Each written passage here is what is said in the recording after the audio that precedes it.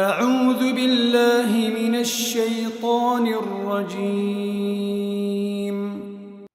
وما أبرئ نفسي إن النفس لأمارة بالسوء إلا ما رحم ربي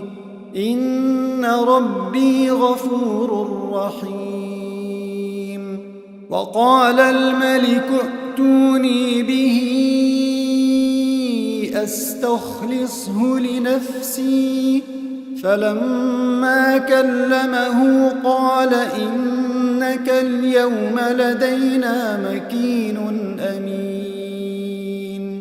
قال اجعلني على خزائن الأرض إني حفيظ عليم. وكذلك مكنا ليوسف في الأرض يتبوأ منها حيث يشاء نصيب برحمتنا من نشاء ولا نضيع أجر المحسنين. ولأجر الآخرة خير للذين آمنوا وكانوا يتقون. وجاء إخوة يوسف فدخلوا عليه فعرفهم وهم له منكرون. ولما جهزهم بجهازهم قال ائتوني بأخ لكم من أبيكم ألا ترون أني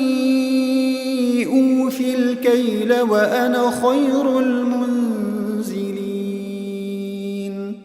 فإن لم تأتوني به فلا كيل لكم عندي ولا تقربون.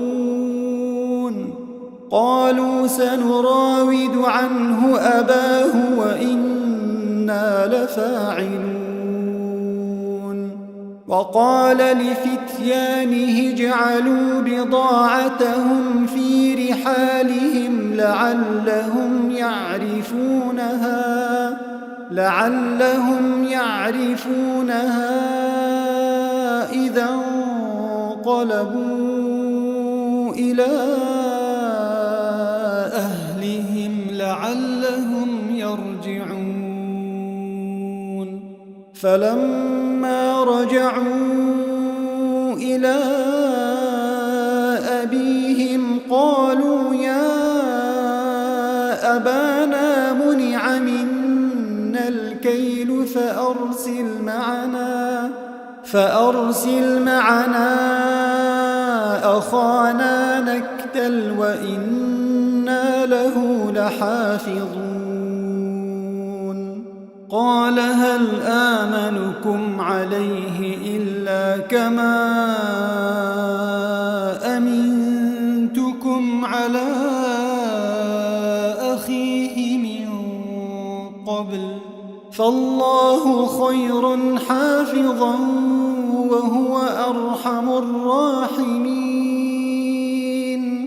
ولما فتحوا متاعهم وجدوا بضاعتهم ردت إليهم قالوا يا أبانا ما نبغي هذه بضاعتنا ردت إلينا ونمير أهلنا ونحفظ أخانا ونزداد كيل بعير ذلك كيل يسير. قال لن أرسله معكم حتى تؤتون موثقا من الله لتأتونني به إلا أن يحاط بكم. فلما آتوه موثقهم قال الله على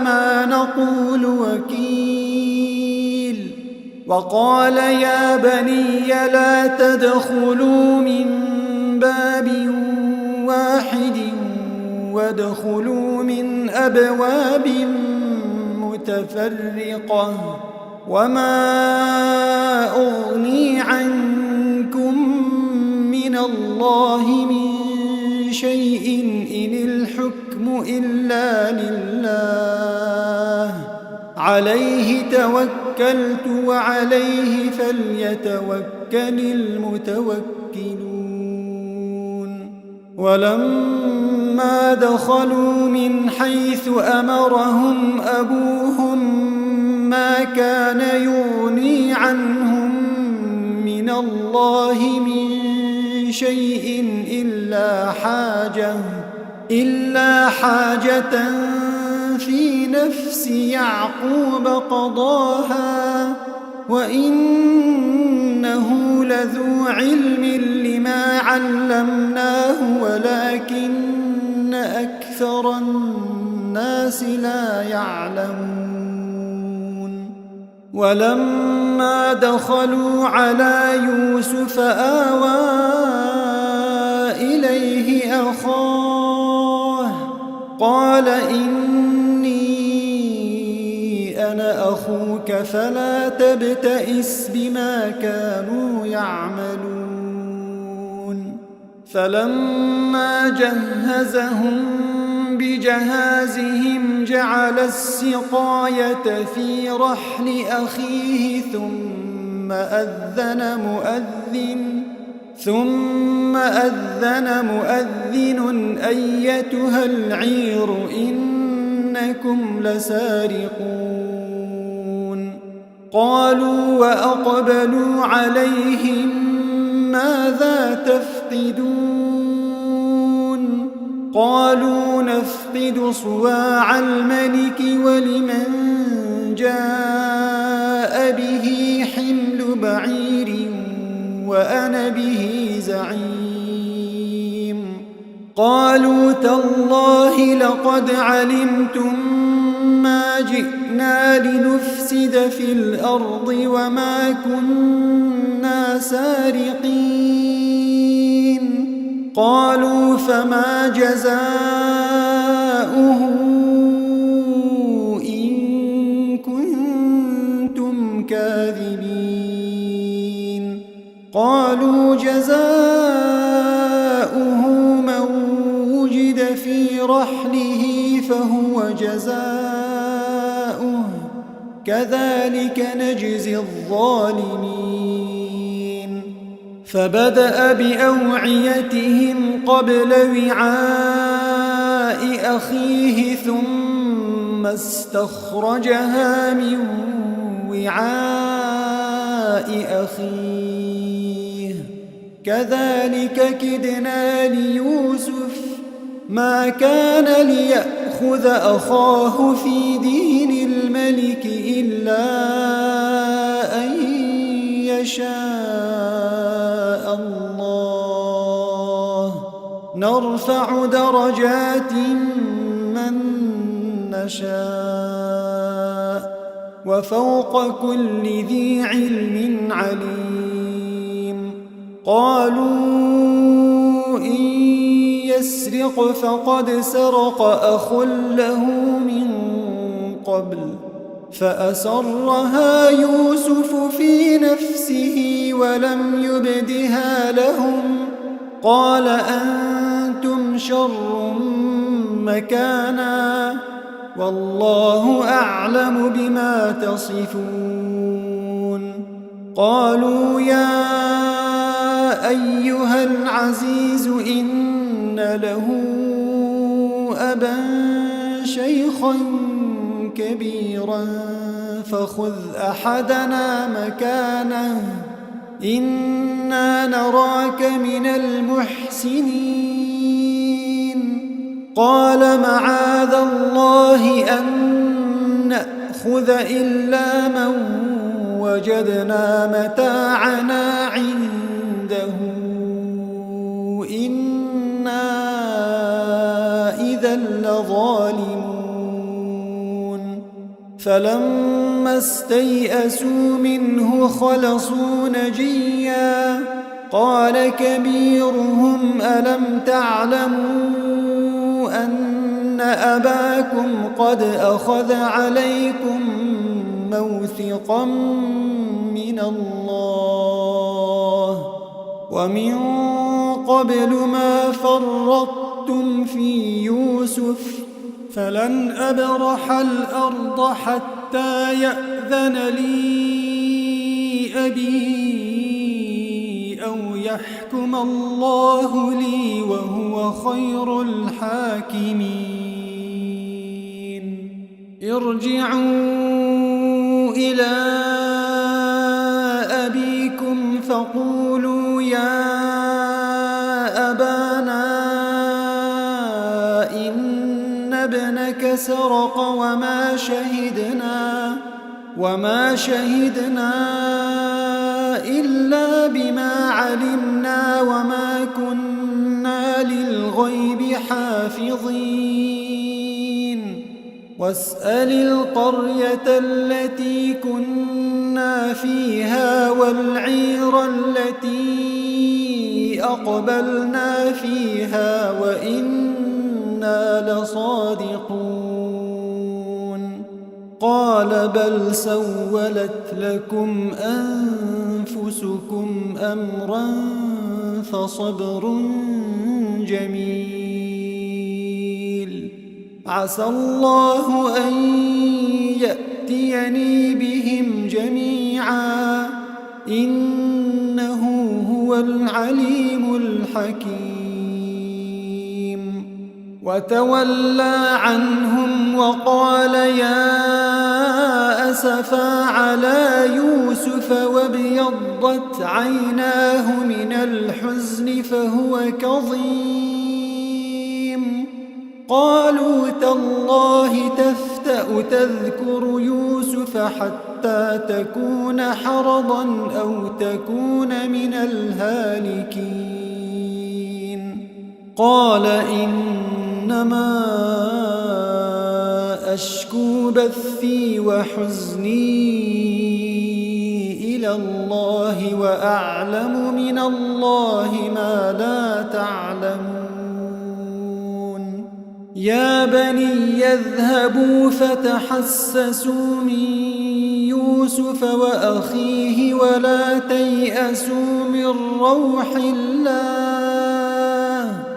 إنه لا ييأس من روح الله إلا القوم الكافرون فلما دخلوا عليه قالوا يا أيها العزيز مسنا وأهلنا الضر وجئنا ببضاعة مزجاة فأوف لنا الكيل وتصدق علينا إن الله يجزي المتصدقين قال هل علمتم ما فعلتم بيوسف وأخيه إذ أنتم جاهلون قالوا أئنك لأنت يوسف قال أنا يوسف وهذا أخي قد من الله علينا إنه من يتق ويصبر فإن الله لا يضيع أجر المحسنين قالوا تالله لقد آثرك الله علينا وإن كنا لخاطئين قال لا تثريب عليكم اليوم يغفر الله لكم وهو أرحم الراحمين اذهبوا بقميصي هذا فألقوه على وجه أبي يأت بصيرا ائتوني بأهلكم أجمعين. ولما فصلت العير قال أبوهم إني لأجد ريح يوسف لولا أن تفندون. قالوا تالله إنك لفي ضلالك القديم. فلما أن جاء البشير ألقاه على وجهه فارتد بصيرا قال ألم أقل لكم إني أعلم من الله ما لا تعلمون. قالوا يا أبانا استغفر لنا ذنوبنا إنا كنا خاطئين. قال سوف أستغفر لكم ربي إنه هو الغفور الرحيم. فلما دخلوا على يوسف آوى إليه أبويه وقال ادخلوا مصر إن شاء الله آمنين. ورفع أبويه على العرش وخروا له سجدا وقال يا أبت هذا تأويل رؤياي من قبل قد جعلها ربي حقا وقد أحسن بي إذ أخرجني من السجن وجاء بكم من البدو من بعد أن نزغ الشيطان بيني وبين إخوتي إن ربي لطيف لما يشاء إنه هو العليم الحكيم. رب قد آتيتني من الملك وعلمتني من تأويل الأحاديث فاطر السماوات والأرض أنت وليي في الدنيا والآخرة توفني مسلما وألحقني بالصالحين. ذلك من أنباء الغيب نوحيه إليك وما كنت لديهم إذ أجمعوا أمرهم وهم يمكرون. وما أكثر الناس ولو حرصت بمؤمنين وما تسألهم عليه من أجر إن هو إلا ذكر للعالمين. وكأي من آية في السماوات والأرض يمرون عليها وهم عنها معرضون. وما يؤمن أكثرهم بالله إلا وهم مشركون. أفأمنوا أن تأتيهم غاشية من عذاب الله أو تأتيهم الساعة بغتة وهم لا يشعرون. قل هذه سبيلي أدعو إلى الله على بصيرة أنا ومن اتبعني وسبحان الله وما أنا من المشركين وما أرسلنا من قبلك إلا رجالا نوحي إليهم من أهل القرى أفلم يسيروا في الأرض فينظروا كيف كان عاقبة الذين من قبلهم ولدار الآخرة خير للذين اتقوا أفلا تعقلون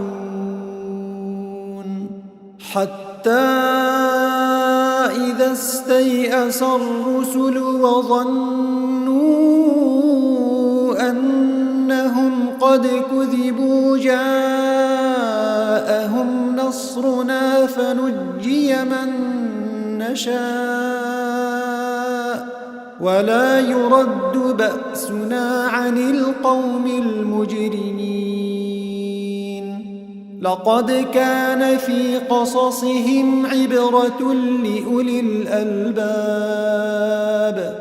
ما كان حديثا يفترى ولكن تصديق الذي بين يديه وتفصيل كل شيء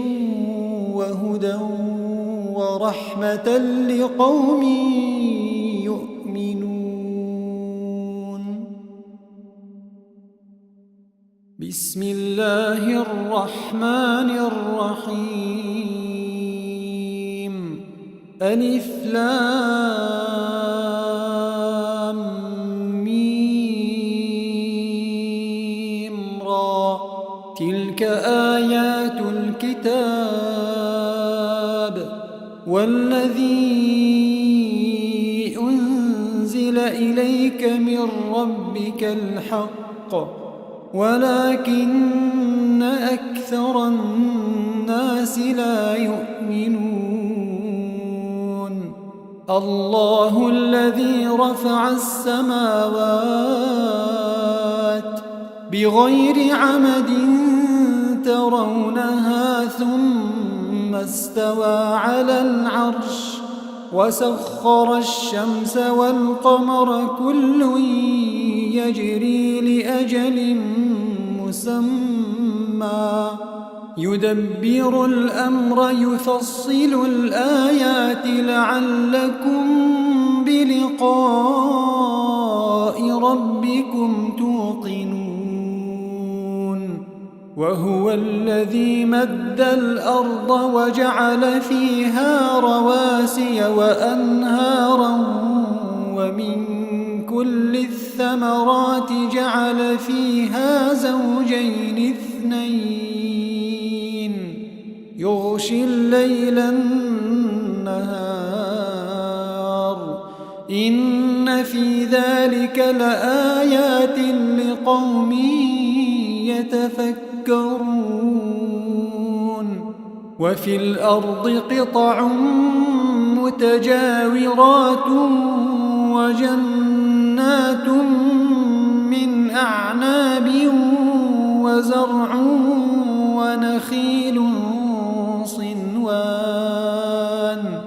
ونخيل صنوان وغير صنوان يسقى بماء واحد ونفضل بعضها على بعض في الأكل إن في ذلك لآيات لقوم يعقلون وإن تعجب فعجب قولهم أإذا كنا ترابا أإنا لفي خلق جديد أولئك الذين كفروا بربهم وأولئك الأغلال في أعناقهم وأولئك أصحاب النار النار هم فيها خالدون ويستعجلونك بالسيئة قبل الحسنة وقد خلت من قبلهم المثلات وإن ربك لذو مغفرة للناس على ظلمهم وإن ربك لشديد العقاب ويقول الذين كفروا لولا أنزل عليه آية من ربه إنما أنت منذر ولكل قوم هاد الله يعلم ما تحمل كل أنثى وما تغيض الأرحام وما تزداد وكل شيء عنده بمقدار عالم الغيب والشهادة الكبير المتعال سواء منكم من أسر القول ومن جهر به ومن هو مستخف بالليل وسارب بالنهار له معقبات من بين يديه ومن خلفه يحفظونه من أمر الله إن الله لا يغير ما بقوم حتى يغيروا ما بأنفسهم وإذا أراد الله بقوم سوءا فلا مرد له وما لهم من دونه من وال هو الذي يريكم البرق خوفا وطمعا وينشئ السحاب الثقال ويسبح الرعد بحمده والملائكة من خيفته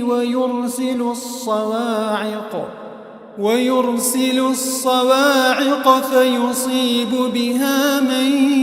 يشاء وهم يجادلون في الله وهو شديد المحال له دعوة الحق والذين يدعون من دونه لا يستجيبون لهم بشيء إلا كباسط كفيه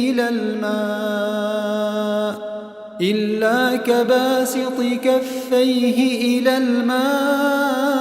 ليبلغ فاه وما هو ببالغه وما دعاء الكافرين إلا في ضلال ولله يسجد من في السماوات والأرض طوعا وكرها وظلالهم بالغدو والآصال قل من رب السماوات والأرض قل الله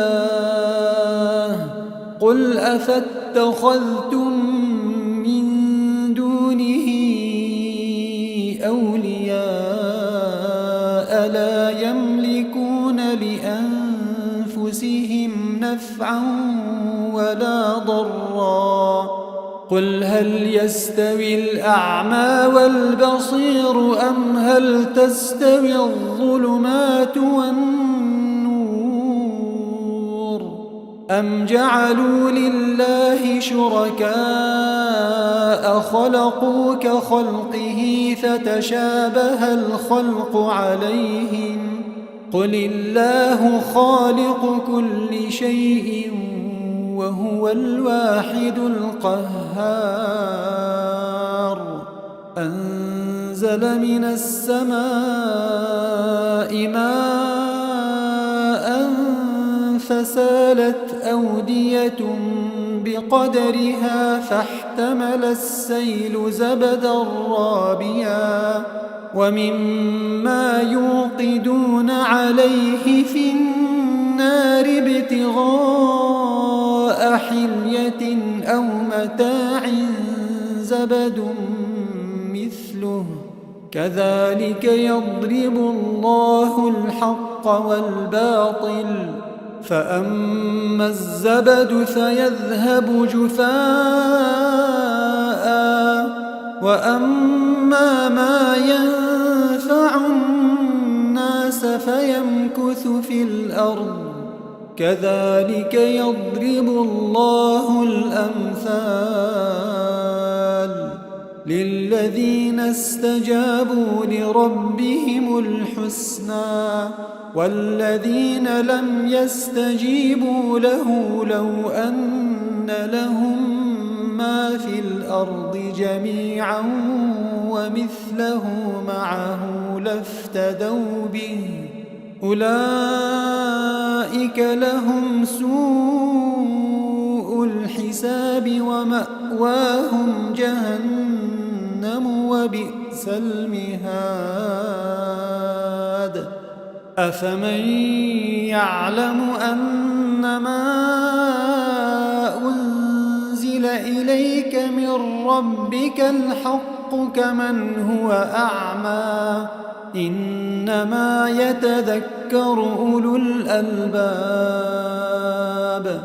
الذين يوفون بعهد الله ولا ينقضون الميثاق والذين يصلون ما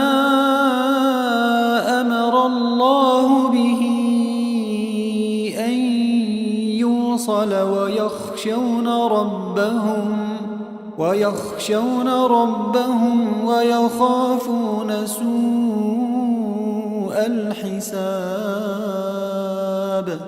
والذين صبروا ابتغاء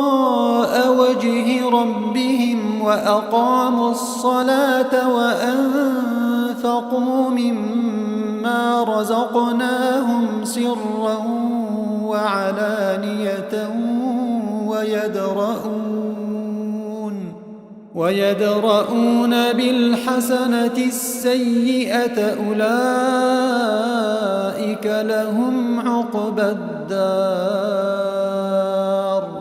جنات عدن يدخلونها ومن صلح من آبائهم وأزواجهم وذرياتهم والملائكة يدخلون عليهم من كل باب سلام عليكم بما صبرتم فنعم عقبى الدار والذين ينقضون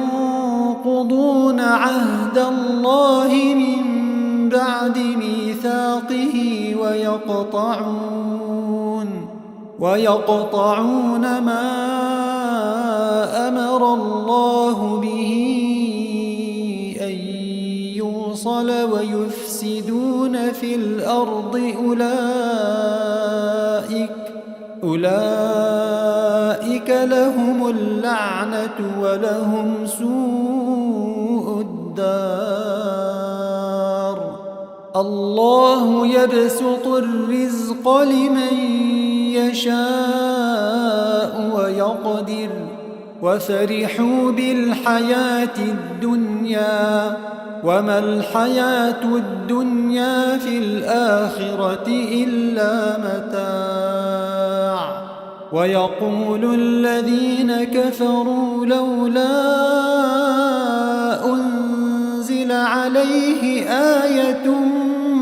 من ربه قل إن الله الله يضل من يشاء ويهدي إليه من أناب الذين آمنوا وتطمئن قلوبهم بذكر الله ألا بذكر الله تطمئن القلوب الذين آمنوا وعملوا الصالحات طوبى لهم وحسن مآب كذلك أرسلناك في أمة قد خلت من قبلها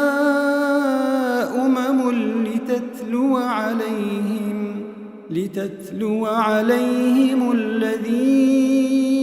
أوحينا إليك وهم يكفرون بالرحمن قل هو ربي لا إله إلا هو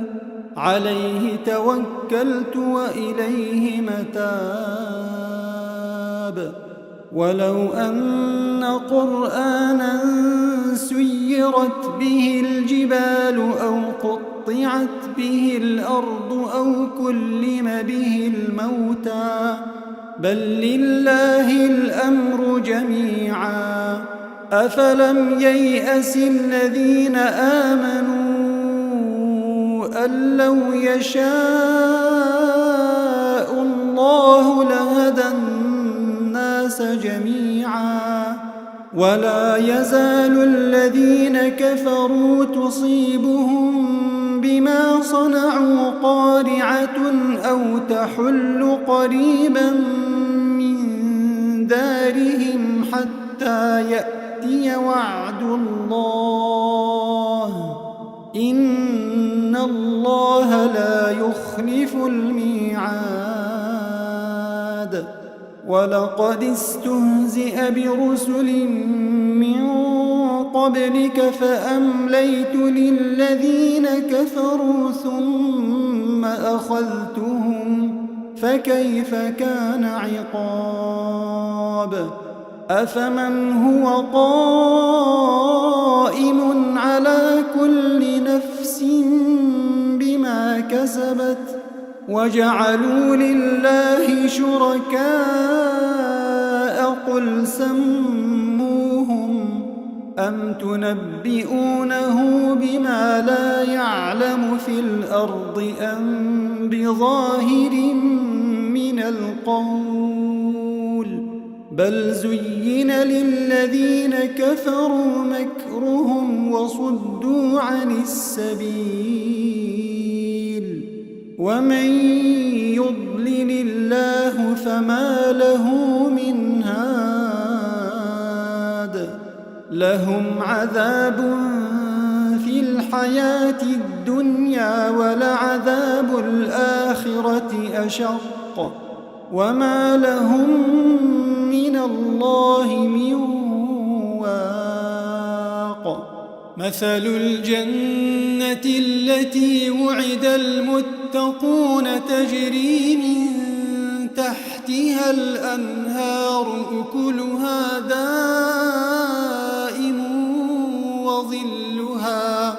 تلك عقبى الذين اتقوا وعقبى الكافرين النار والذين آتيناهم الكتاب يفرحون بما أنزل إليك ومن الأحزاب من ينكر بعضه قل إنما أمرت أن أعبد الله ولا أشرك به إليه أدعو وإليه مآب وكذلك أنزلناه حكما عربيا ولئن اتبعت أهواءهم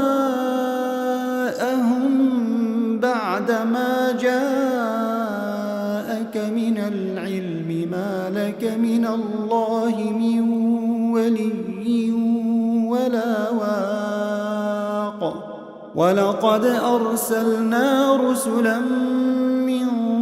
قبلك وجعلنا لهم أزواجا وذرية وما كان لرسول أن يأتي بآية إلا بإذن الله لكل أجل كتاب يمحو الله ما يشاء ويثبت وعنده أم الكتاب وإما نرينك بعض الذي نعدهم أو نتوفينك فإنما عليك البلاغ وعلينا الحساب أولم يروا أنا نأتي الأرض ننقصها من أطرافها والله يحكم لا معقب لحكمه وهو سريع الحساب وقد مكر الذين من قبلهم فلله المكر جميعا يعلم ما تكسب كل نفس وسيعلم الكفار لمن عقبى الدار ويقول الذين كفروا لست مرسلا قل كفى بالله شهيدا بيني وبينكم ومن عنده علم الكتاب بسم الله الرحمن الرحيم ألف لام را كتاب أنزلناه إليك لتخرج الناس من الظلمات إلى النور بإذن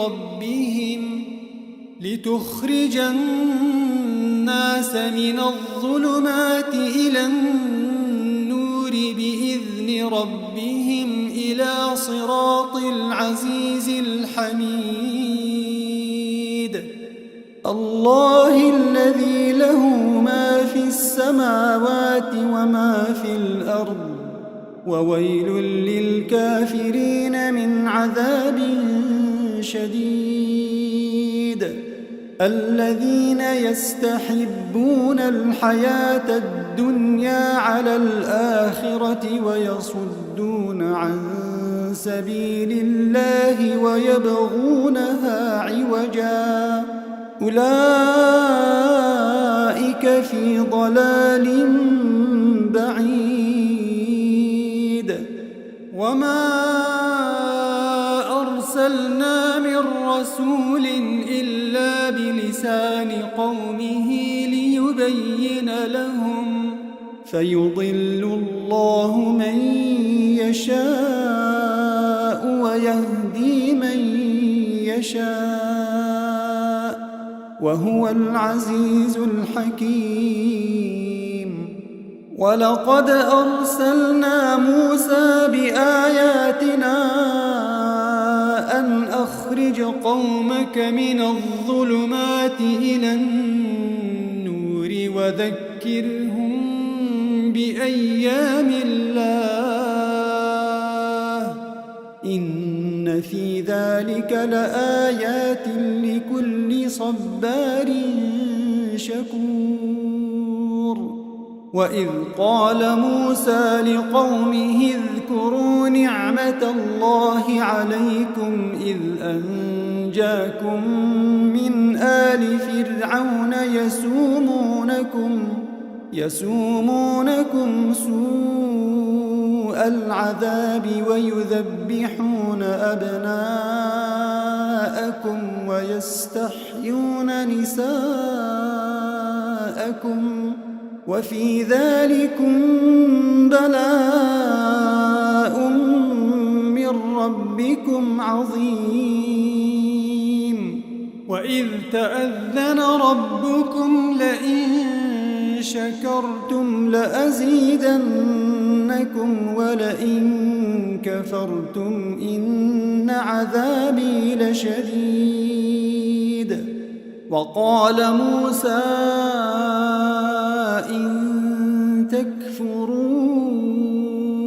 أنتم ومن في الأرض جميعا فإن الله لغني حميد. ألم يأتكم نبأ الذين من قبلكم قوم نوح وعاد وثمود والذين من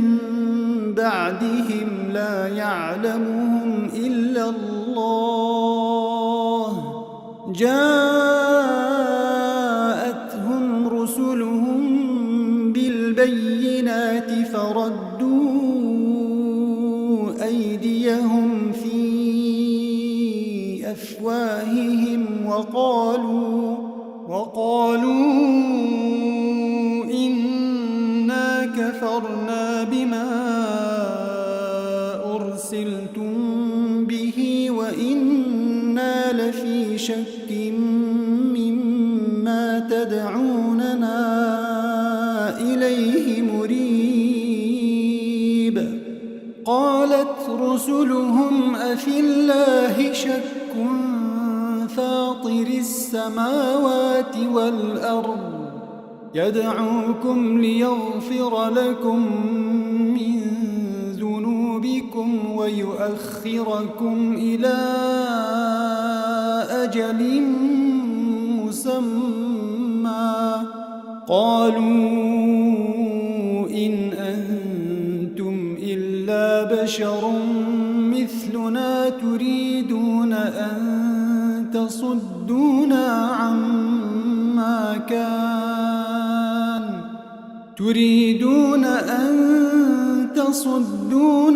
عما كان يعبد آباؤنا فأتونا بسلطان مبين. قالت لهم رسلهم إن نحن إلا بشر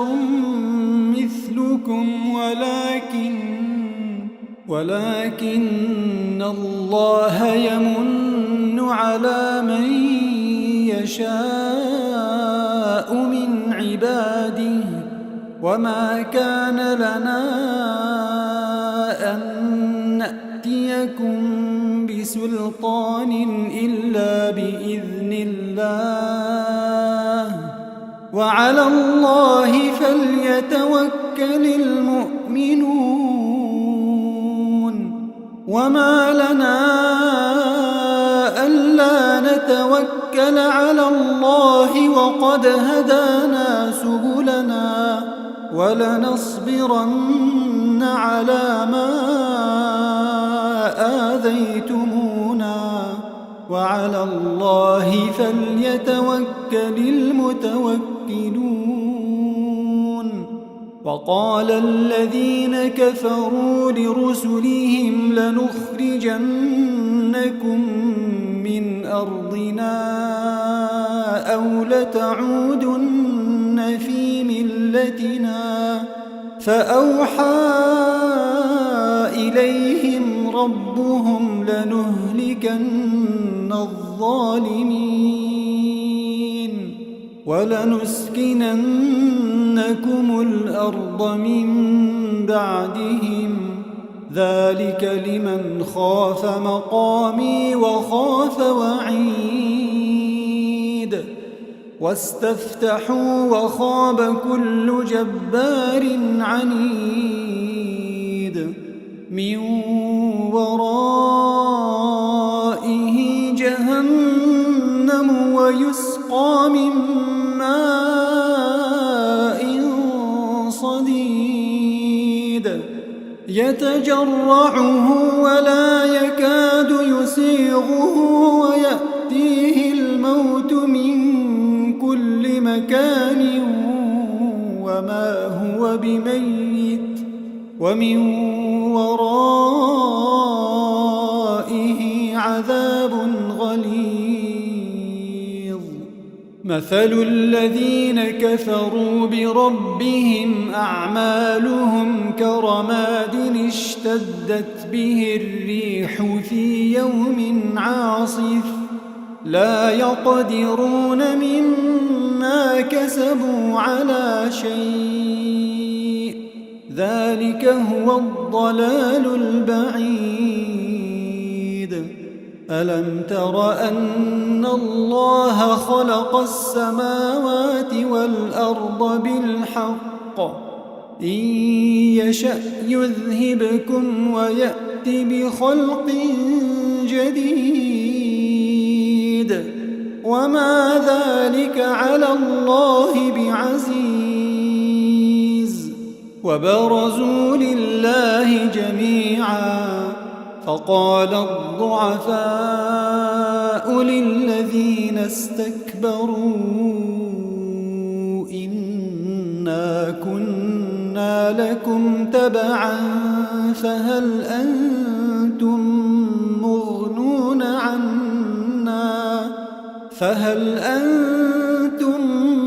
مغنون عنا من عذاب الله من شيء؟ قالوا لو هدانا الله لهديناكم سواء علينا أجزعنا أم صبرنا ما لنا من محيص. وقال الشيطان لما قضي الأمر إن الله وعدكم وعد الحق ووعدتكم فأخلفتكم وما كان لي عليكم من سلطان إلا أن دعوتكم فاستجبتم لي فلا تلوموني ولوموا أنفسكم ما أنا بمصرخكم وما أنتم بمصرخي إني كفرت بما أشركتمون من قبل إن الظالمين لهم عذاب أليم. وأدخل الذين آمنوا وعملوا الصالحات جنات تجري من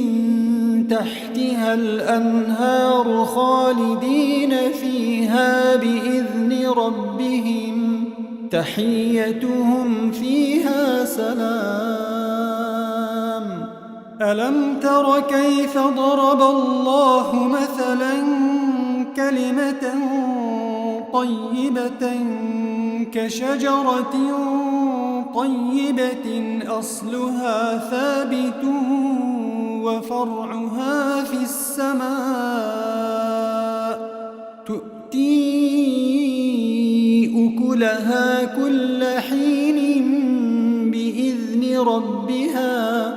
ويضرب الله الأمثال للناس لعلهم يتذكرون.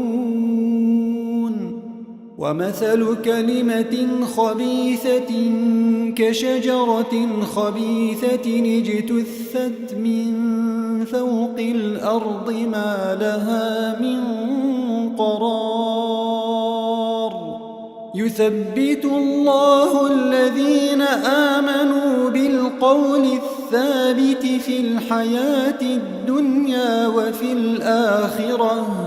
ويضل الله الظالمين ويفعل الله ما يشاء. ألم تر إلى الذين بدلوا نعمة الله كفرا وأحلوا قومهم دار البوار جهنم يصلونها وبئس القرار وجعلوا لله أندادا ليضلوا عن سبيله قل تمتعوا فإن مصيركم إلى النار قل لعبادي الذين آمنوا يقيموا الصلاة وينفقوا مما رزقناهم سرا وعلانية من قبل أن يأتي يوم لا بيع فيه ولا خلال الله الذي خلق السماوات والأرض وأنزل من السماء ماء فأخرج به من الثمرات رزقا لكم وسخر لكم الفلك لتجري في البحر بأمره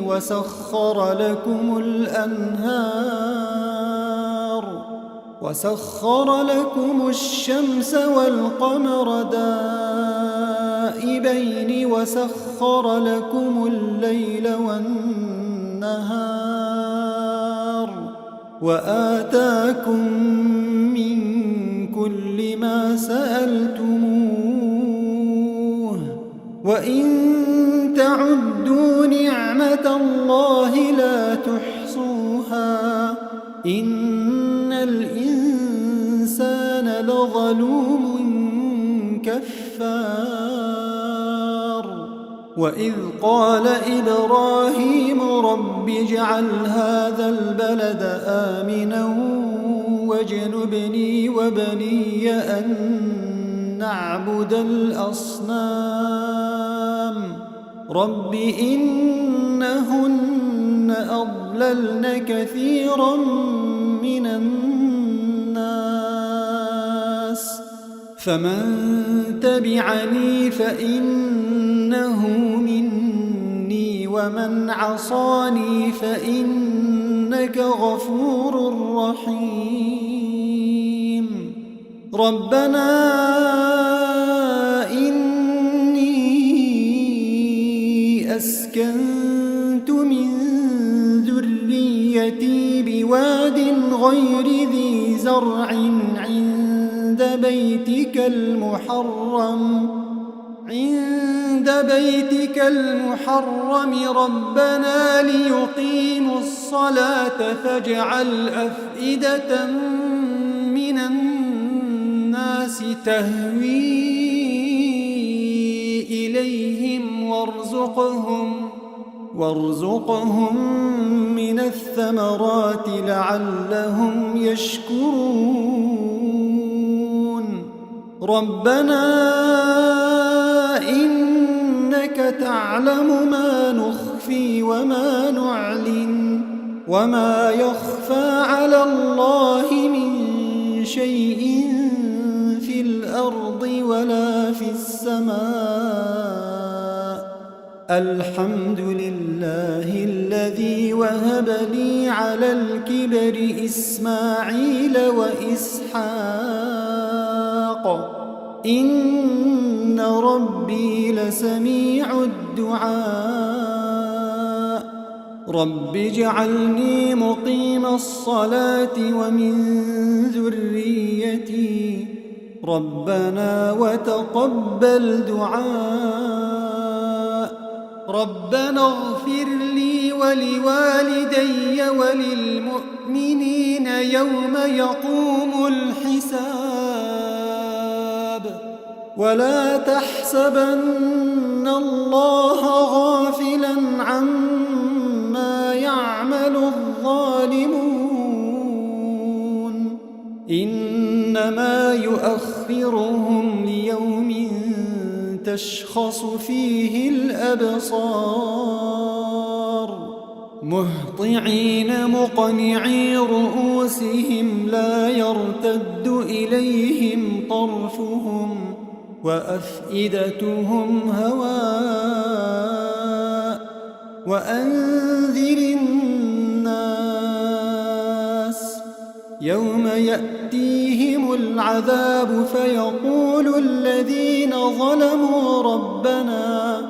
فيقول الذين ظلموا ربنا أخرنا إلى أجل قريب نجب دعوتك ونتبع الرسل أولم تكونوا أقسمتم من قبل ما لكم من زوال وسكنتم في مساكن الذين ظلموا أنفسهم وتبين لكم كيف فعلنا بهم وضربنا لكم الأمثال وقد مكروا مكرهم وعند الله مكرهم وإن كان مكرهم لتزول منه الجبال فلا تحسبن الله مخلف وعده رسله إن الله عزيز ذو انتقام يوم تبدل الأرض غير الأرض والسماوات وبرزوا لله الواحد القهار وترى المجرمين يومئذ مقرنين في الأصفاد سرابيلهم من قطران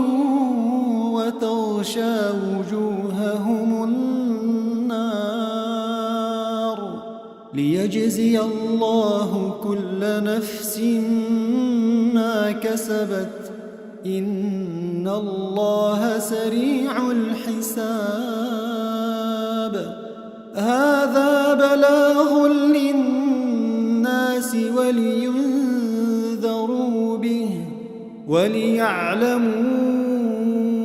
أنما هو إله واحد وليذكر أولو الألباب